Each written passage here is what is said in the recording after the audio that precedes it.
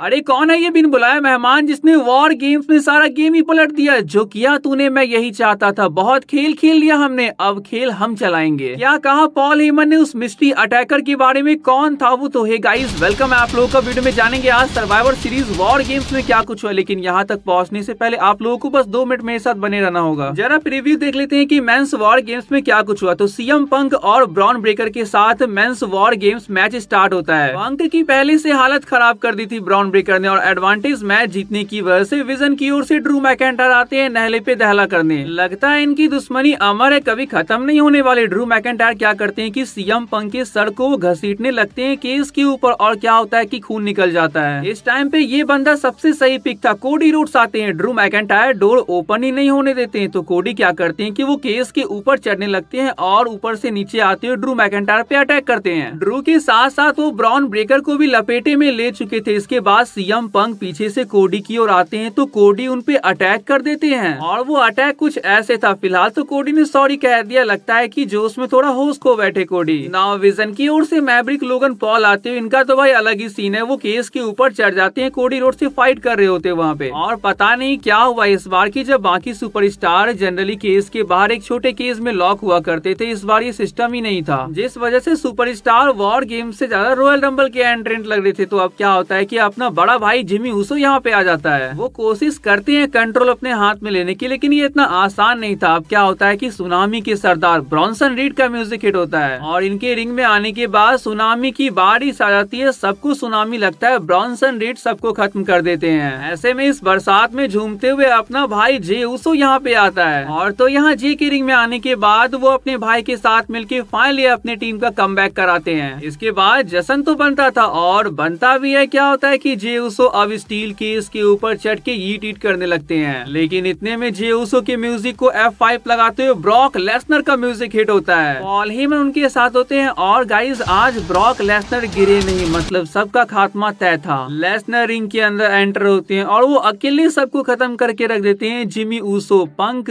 Cody Rhodes, Jey Uso सबको F5 लगता है, और इसके बाद ब्रॉक रिंग के बाहर से रोमन रेंस का वेट करने लगते हैं। और फाइनली जब रोमन रेंस यहाँ पे आते हैं, जैसे जैसे वो रिंग की ओर बढ़ने लगते हैं, ब्रॉक लेसनर उनका इंतजार नहीं कर पा रहे थे कि कब ये आएगा और मैं कब इसे मारूंगा। वो रोमन को मारने दौड़ते हैं, लेकिन रोमन रेंस की ओर से सुपरमैन पंच लगता है। एक नहीं दो नहीं तीन सुपरमैन पंच लग गया था ब्रॉक को, लेकिन वो गिरे नहीं थे अब तक। तो रोमन यहाँ पे चौथे सुपरमैन पंच के लिए जाते हैं, लेकिन ब्रॉक क्या करते हैं कि उनको उठाते हुए F5 लगा देते हैं अनाउंसर टेबल पर। इसके बाद ब्रॉक के रोमन को केस के अंदर ले जाने के बाद फाइनली यहाँ से वॉर गेम्स मैच स्टार्ट होता है। अब जब रिंग में सब गिरे हुए होते हैं तो लोगन पॉल क्या करते हैं, वो पॉल हेमन से कुछ मांगते हैं, और ये क्या था, ब्रास नकल। पॉल हेमन लोगन पॉल को ब्रास नकल देते हैं। लोगन पॉल अपने हैंड में फिट करते हैं इसे। कोडी उनके पीछे होते हैं, और इसी के साथ कोडी लोगन पॉल का पहला शिकार बनते हैं। कोडी के नॉकआउट होने के बाद जिमी ऊसो कोडी के सामने आ जाते हैं, तो जिमी ऊसो भी यहाँ पे गए। दो बंदों को नॉकआउट करने के बाद अब लोगन पॉल चाहते थे कि वो रोमन रेंस को नॉकआउट करे, लेकिन जैसे वो रोमन रेंस को मारने के लिए जाते हैं कि उनको स्पीयर लगता है। तो अब रोमन रेंस क्या करते हैं कि वो लोगन पॉल के हाथ से ब्रास नकल को निकालते हैं और अपने हाथ में डाल लेते हैं। जैसे लोगन उनके 2 बंदों को नॉकआउट करते हैं, रोमन रेंस भी ब्रॉन्सन रीड और ड्रू मैकेंटायर को नॉकआउट कर देते हैं सुपरमैन पंच मारते हुए। ये देखकर ब्रॉन ब्रेकर को बिल्कुल भी अच्छा नहीं लगता है। वो रोमन को स्पीयर मारने के लिए जा रहे थे, लेकिन रोमन रेंस ही उनको स्पीयर ठोक देते हैं। बैक टू बैक 3 बंदों को खत्म करने के बाद रोमन रेंस फुल फॉर्म में आ चुके थे, और इनका फायदा यहाँ पे जे ऊसो उठाते। वो क्या कहते हैं कि रोमन को भाई ब्रॉक लेसनर को खत्म करो। अब रोमन कहते हैं चल ठीक है उठा इसको। जे ऊसो ब्रॉक को उठाने के जाते हैं, लेकिन ब्रॉक लेसनर जे ऊसो को अपने ऊपर उठा लेते हैं। तो रोमन क्या करते हैं कि वो अपने सुपरमैन पंच को स्पीयर में कन्वर्ट कर देते हैं। सच में यार रोमन रेंस कमाल है, जिस तरह से उन्होंने अपने सुपरमैन पंच को कन्वर्ट किया स्पीयर में। अब गाइस इस सबके बीच क्या होता है कि एक नकाब पोस केस के ऊपर चढ़ता है और वो रिंग में एंटर करता है। वो ब्रॉन ब्रेकर और सीएम पंक के बीचों बीच खड़ा होता है। ब्रॉन ब्रेकर और सीएम पंक इनको देख रहे होते हैं। फिर ये क्या करता है, सबसे पहले किक मारता है पंक को, इसके बाद स्टॉम्प करते हुए यहाँ से निकल लेता है फटाफट। ब्रॉन ब्रेकर को क्या लेना देना था इससे, उनके लिए तो अच्छा ही था। वो सीएम पंक को स्पीयर लगाते और इसी के साथ उनको पिन करते हुए अपनी टीम को विक्ट्री दिलाते हैं। तो विजन की जीतने के बाद इनके सारे बंदे हमें खुश दिखाई दिए, लेकिन मुझे समझ नहीं आ रहा था कि रोमन रेंस ये क्या कर रहे हैं। वो मैच हार गए, लेकिन वो खुश थे। सीएम पंक की हेल्प कर रहे हैं, उनके साथ फिस्ट बम्प कर रहे हैं। लेकिन जब वो कोडी को खड़े होने में मदद करने के लिए जाते हैं, तो कोडी उनके हेल्प को रिजेक्ट करते हुए खुद अपने आप खड़े हो जाते हैं। हैं और ऐसा लगा कि वो रोमन से कह रहे हैं कि मुझे तेरी मदद की जरूरत नहीं है, मैं अकेले काफी हूँ अपने लिए। रोमन तो उनके मुंह पे कह देते हैं कि ये आखिरी बार था जब हम एक टीम में हैं। वैसे सर्वाइवर सीरीज के बाद पोस्ट शो में जब पॉल हेमन से ये पूछा गया कि वो मिस्ट्री अटैकर कौन था जिसने सीएम पंक पे अटैक किया और विजन की हेल्प की, पॉल हेमन कहते हैं अरे मेरे से पूछ रहे हो क्या, मैंने सबका ठेका ले रखा है? अरे बरखुदार, मैं खुद कंफ्यूज हूँ, मुझे कैसे पता होगा वो कौन था।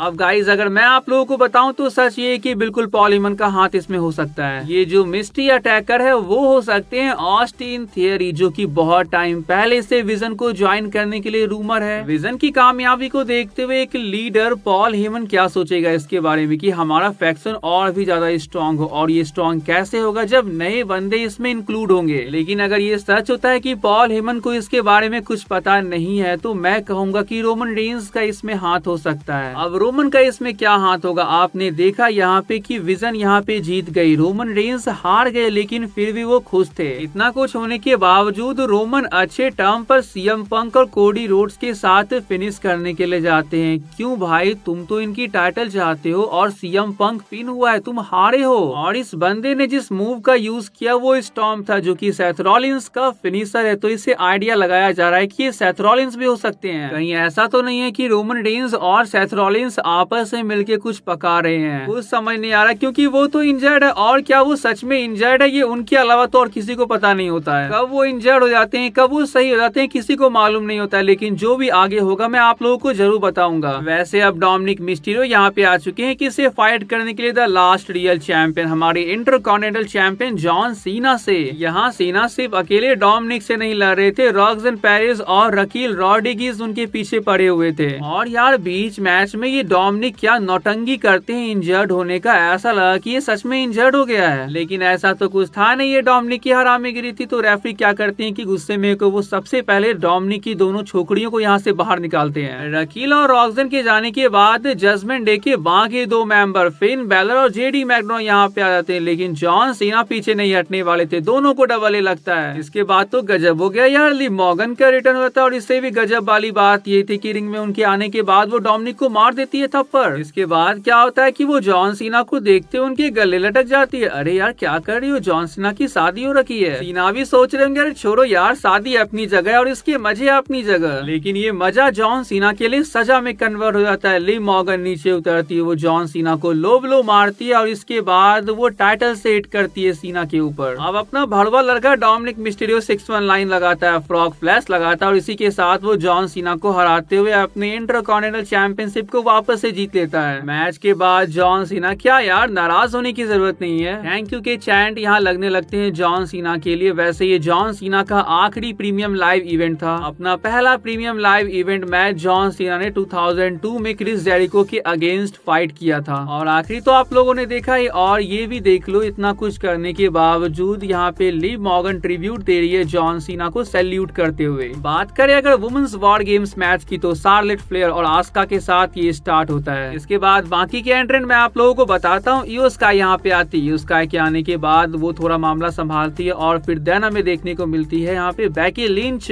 बैकी के रिंग में आने के बाद वो शार्लेट से दोस्ती करने के लिए जाती है, लेकिन ये तो नहीं होने वाला था। अब क्या होता है कि एलेक्सा ब्लिस यहाँ पे देखने को मिलती है। एलेक्सा ब्लिस के आने के बाद काइडी सेन हमें अपने चेन के साथ देखने मिलती है और देखो गाइस क्या चेन का इस्तेमाल किया गया, वो सबको बांध देती है और क्या ड्रॉप किक मारती है सब मिलके। एजे ली आती है तो केज ओपन होने ही नहीं देती है बैकी लिंच। फिर इसके बाद क्या होता है कि एजे ली केज के ऊपर चढ़ती है और बैकी लिंच पे अटैक करती है। नाया जैक्स के आने के बाद सबका मसाज होता है बहुत ही अच्छी तरह से और रिया रिप्ली के आने के बाद दर्द होता है हील टीम को बहुत ही ज्यादा। आखिर में नई नवेली टैलेंट पावर हाउस से फुल लेस लेजेंड यहाँ पे देखने को मिलती है। उनके रिंग में आने के बाद वो सबको डिस्ट्रॉय करके रख देती है। यूज काय का वो कैन के अंदर जाना, इसके बाद मून सॉल्ट लगाना, ये भी हमें देखने को मिलता है जो कि लास्ट ईयर भी देखने को मिला था। मैच का टर्निंग पॉइंट गाइस ये था, क्या होता है कि जब आस्का मिस्ट यहाँ पे डालने के लिए जाती है अपोजिट टीम के ऊपर, लेकिन ये लेस लेजेंड के ऊपर चला जाता है। सबके ढेर होने के बाद बैकी लिंच यहाँ से भागने लगती है तो क्या होता है कि एजे ली उनको पकड़ लेती है और ब्लैक विडो सबमिशन में डाल देती है। बैकी लिंच टैप आउट कर देती है और इसी के साथ फेस टीम की इस मैच में जीत होती है। हमारे वीडियो का आखिरी मैच ये है स्टेफनी वकैर वर्सेस निकी वेला का मैच देखने को मिलता है वुमेन्स वर्ल्ड चैंपियनशिप के लिए। ये चीज आप भी जानते हो, स्टेफनी वकैर एक राइजिंग सुपरस्टार है तो WWE कहीं से भी उन्हें हराने वाली वाली तो नहीं थी। 450 फ्लैश के साथ वो अपने टाइटल को रिटेन करती है। तो आज के इस वीडियो को ही एंड करते हैं। वीडियो आप लोगों को अच्छी लगी तो चैनल को जो सब्सक्राइब कर लीजिएगा। मिलते हैं नेक्स्ट वीडियो में, तब तक के लिए bye and take care guys.